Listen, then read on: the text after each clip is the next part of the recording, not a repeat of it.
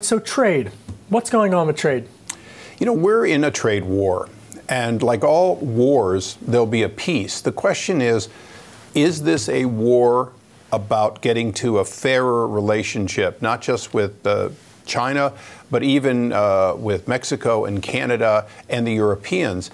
And anyone can define the unfair treatment we've received, that agriculture's received, that our automobiles have received. But so far, we haven't yet mapped out exactly what a win would be, but we're getting close. That's what I find fascinating, because on tax reform, it was very clear what the win would be, pass a bill. With trade, I'm not so sure folks see it, but we haven't seen any movement, at least in the Republican polls, that voters are questioning the administration. Well, they trust the president. They know that what he wants to do is make America great again. He understands that the deindustrialization of America has been bad. The loss of steel and auto and manufacturing. Even our tires aren't made here. They understand little things like we charge 2.5% if you want to import a BMW, but Germany charges 10 or more if you want to export a Toyota. Or an American, better known American brand, any of them. And so there's something unfair there. They know that, for example, China has been dumping steel. They don't necessarily understand that the price of steel will rise, and that will affect the cost of making nails out of steel before, in fact, American steel manufacturers get up and running. And so it's that transition that hasn't yet been understood. So if you're outside of Washington and you wake up every day and you see these tweets coming from President Trump, whether it's attacking a U.S. company like Harley-Davidson, is that appropriate for the president to attack a business? Well, it's appropriate for the president to speak his mind because he got elected speaking his mind. I was a businessman for 20 years. I tend to be on the candid side of politician, but not as candid as the president. And that's okay. It wasn't necessarily my style, but I had to learn to be less candid.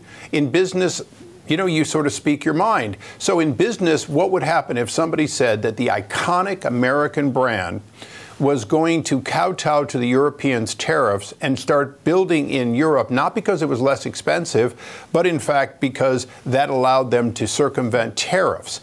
And so, yeah, I can see why somebody would say that, Harley is an American brand and they shouldn't be forced to go to Europe unless it's in their best interest. And full disclosure, in the previous administration, there were many critics of companies that were shifting tax reforms as a result of shifting businesses and changing addresses overseas. I want to turn to Turkey and the lira. There's been some stabilization in the marketplace, Congressman. A one-day comeback? So what do you make of it? Go ahead.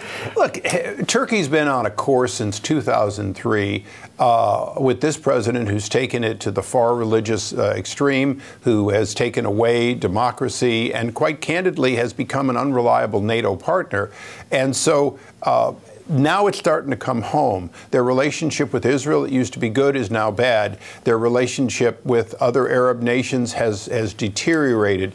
Their denial of the Kurds of some level of fairness and human rights, even outside of Turkey, but particularly in Turkey, all of that is coming back. The so-called coup, which I think of as more likely a purge, has made an administration that no longer has the confidence of its people. Are you concerned that they're going to Russia? I'm concerned because they're a NATO ally, because we've agreed that if they're attacked, that we'll defend them.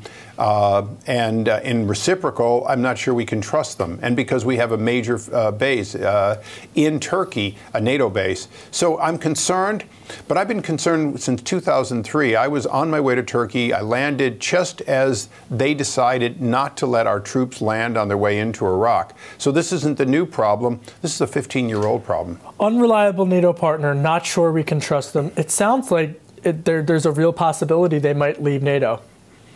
There is a real possibility that they may choose to, hug the wrong side. But people who have hugged Russia in the past have learned to regret that in many, many ways. And I think the important thing here is Russia, with an economy slightly smaller than Italy, is not in a position to make Turkey an economic success. Well, with regards to that, because, the markets have seen how the policies with regards to U.S. policy in Russia differ than the president's rhetoric with regards to Russia. What do you make of how the president has articulated his vision to the American people with regards to Russia? Is he tough enough?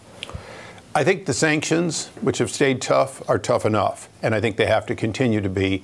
I've watched president after president, including George W. Bush and Barack Obama, believe they could work with Putin only to be disappointed. Reset. I could see his soul kind of thing. The reality is that I think Putin will continue to deliberately undermine the United States, just as Iran does, and I think that makes it more likely that we need to keep the sanctions and tell them that we'll judge them by their deeds, not by their statements. I got to ask you about this Omarosa Manigault-Newman story. Look, it's a lot of noise. It's a lot of, back and forth. Now the Trump campaign is saying they're going to file charges against her. But from a national security standpoint, I think most folks in the business community are looking at this, they're scratching their heads and they're saying, wait a minute, you were recording the chief of staff of the United States of America, forget which party. How is that allowed? And does that give you concern? And should there be congressional hearings about the national security protocols of folks taping people in the White House? Well, she has an interesting history now. She was not kept on and fired, the same as Hillary Clinton was fired from the Judiciary Committee by the Democrats after Watergate.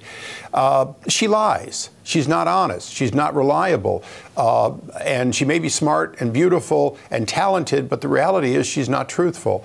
So I think for the American people, probably the sooner they move on and consider somebody who can't tell the truth as irrelevant to the process, the better. That lack of trustworthiness that caused her to record, to be honest, I thought Chief Kelly was very nicely letting her down, doing what any good employer was doing, of saying, look, we don't want to ruin your future. Let's do this properly. But to record, take the names even out of it. But to record someone in the Situation Room. Well, I think legally, the Situation Room may not have been being used as a classified environment. And so the idea that there was a violation of some sort of classified basis is dubious. But having said that, it goes to this woman's character, her trustworthiness, that the chief didn't have to tell her that. He didn't have to have that. He could have simply had her escorted out of the building. He was doing what a good employer does, even when he has to let somebody go. Do I think there was a criminal activity? I don't see one. Was there an unethical activity by someone who apparently is not trustworthy all the time? Yeah. Quickly, just and then we got less than a minute. You were pretty critical of some of the big tech companies that are hearing earlier this summer, Google in particular. Are you satisfied with what we're seeing in terms of how the big tech companies are trending in terms of transparency against cyber attacks? We have a long way to go. But we're not going to get there without their voluntary contribution and participation. So as somebody who understands the limitation of IT designed by government, we've got to keep motivating them. We've got to hold them accountable.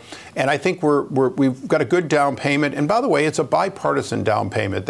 Those were not Republicans or Democrats. They were people who were concerned not just about whether these organizations were left or right, but whether or not we were allowing something to be built that was not transparent and that wouldn't be good for American democracy. Congressman Darrell Issa, retiring. Any plans? Where do you go next? I mean, you're probably like a vacation. I left the Army after 10 years. No one thought I was retiring. I left business to come to Congress after 20. No one thought I was retiring. I've been here 18 years. I haven't gotten a pay raise in 10.